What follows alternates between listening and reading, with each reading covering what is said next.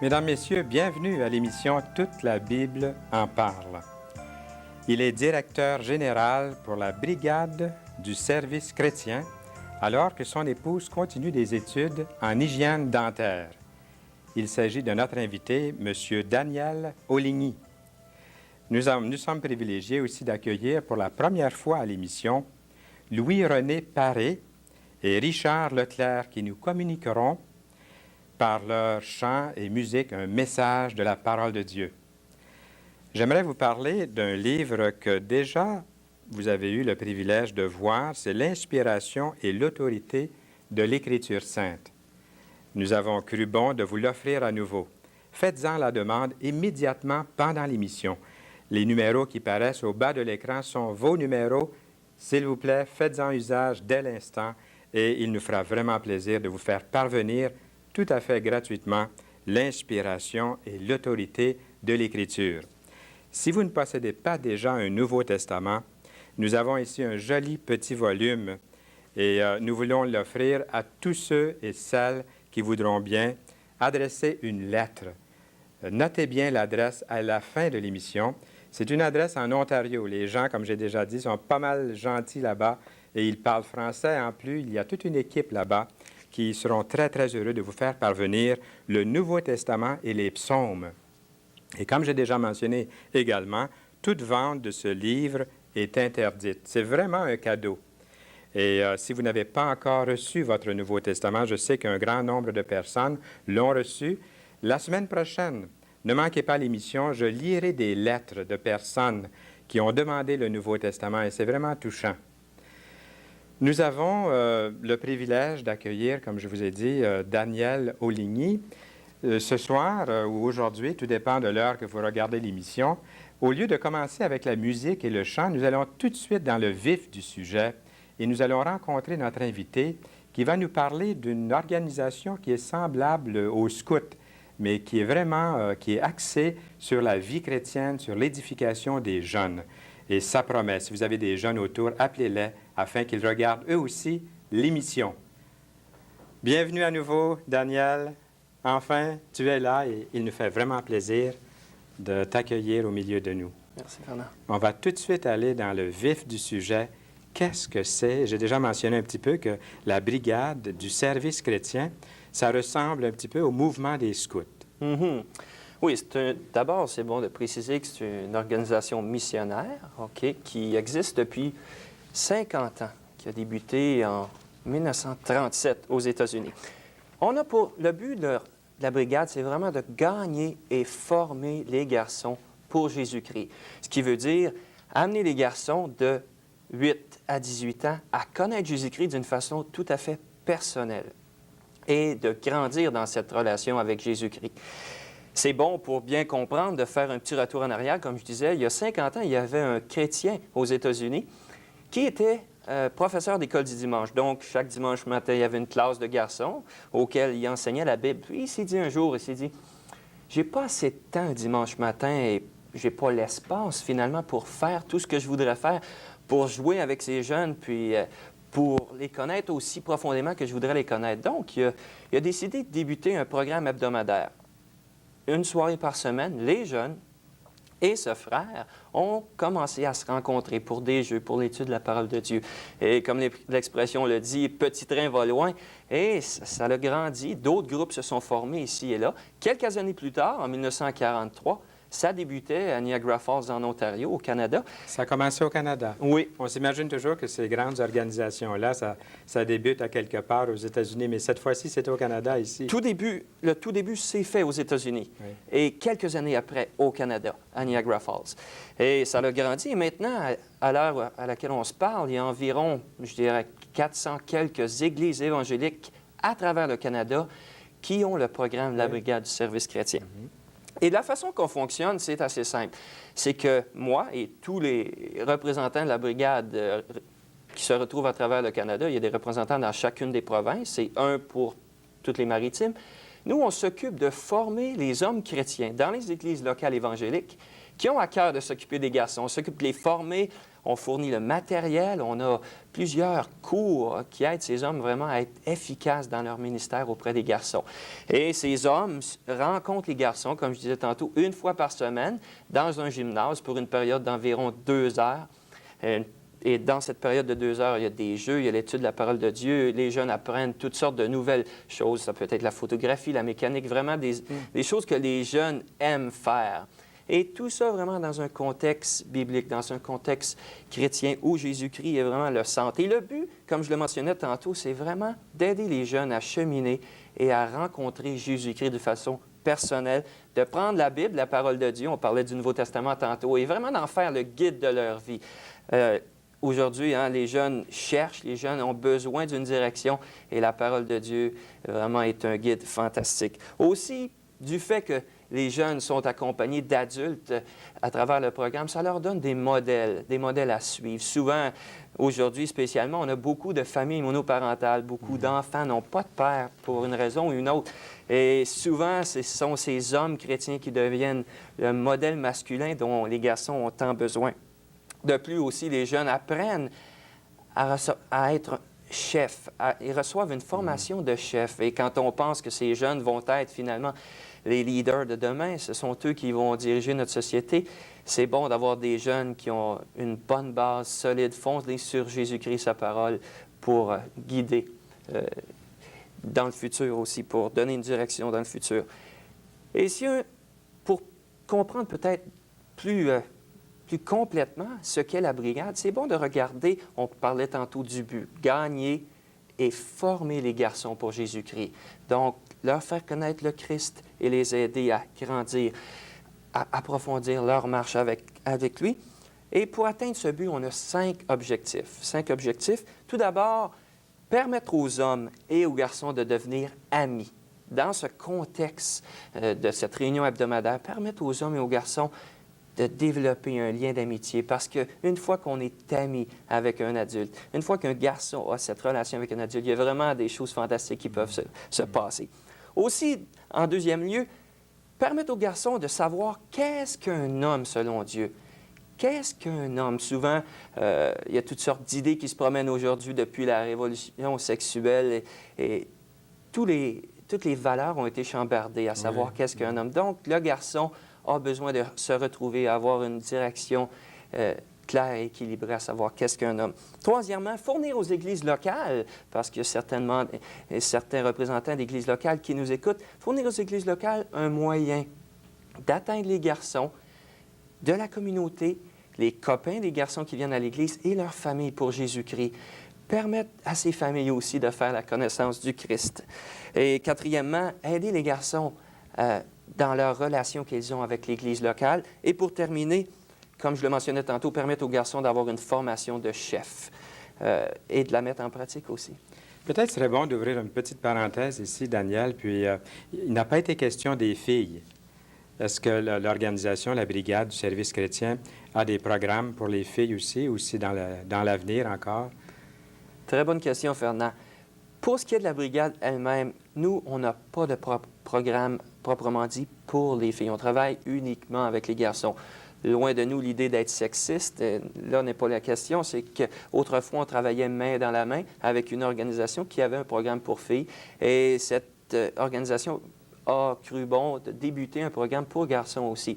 Ce qui fait qu'on s'est retrouvé devant un dilemme, puis on a décidé plutôt que de débuter un programme pour les filles, ce qui veut dire beaucoup d'argent, beaucoup d'énergie, on a cru bon plutôt de traduire le matériel qui existait en anglais, de le traduire en français. J'aimerais aussi rajouter qu'on travaille, comme je le mentionnais tantôt, avec les garçons de 8 à 18 ans au niveau francophone. On sépare les deux groupes de la façon suivante. Les 8 à 11 ans sont ensemble, sont appelés les pionniers, et les 12 à 18 ans sont ensemble. C'est appelé le bataillon. Ce qui fait qu'une fois par semaine, comme je le mentionnais, hommes et garçons se rencontrent dans un gymnase. Puis, j'aime bien spécifier qu'on garde l'équilibre dans tout cela. C'est-à-dire que le jeune est un être à la fois spirituel, intellectuel, physique, social, manuel. Donc, on respecte toutes ces facettes-là du jeune. Et le programme, la littérature et tout, vraiment tient compte de ces aspects.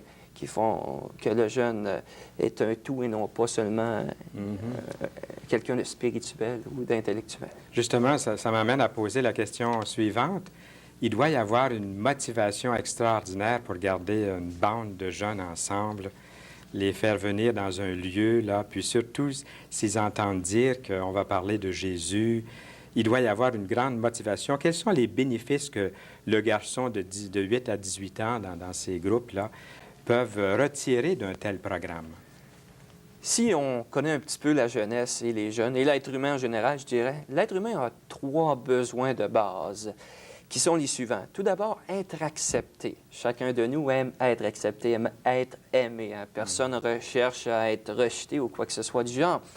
Aussi, chacun de nous a besoin, spécialement les adolescents, de bouger, a besoin d'action, a besoin de faire. Hein?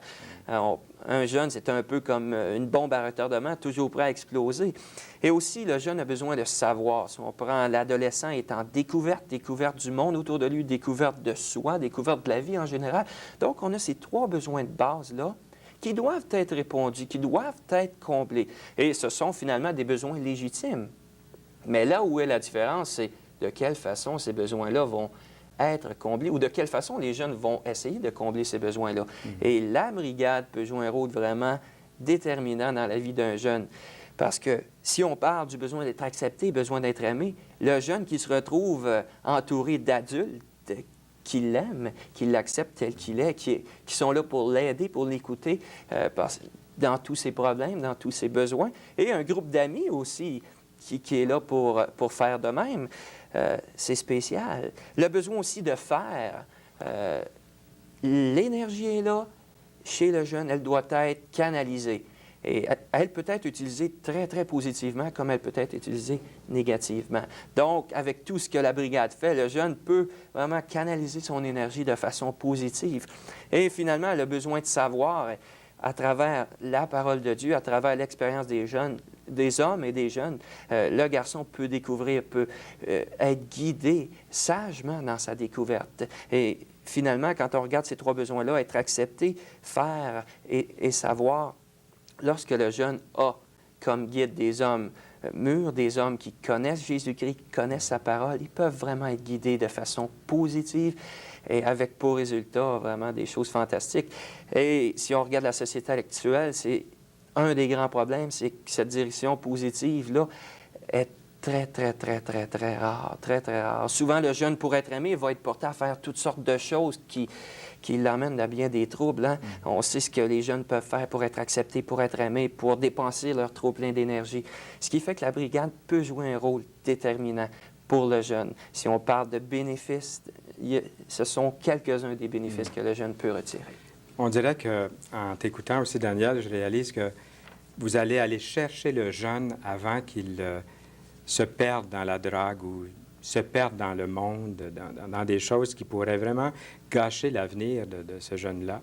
Vous allez les chercher avant de mettre le pas dans les ténèbres. Et ça, c'est déjà un bénéfice que le jeune doit inconsciemment ressentir aussi. Si seulement je peux mettre ma vie avec des bonnes bases, la partir comme il faut, là.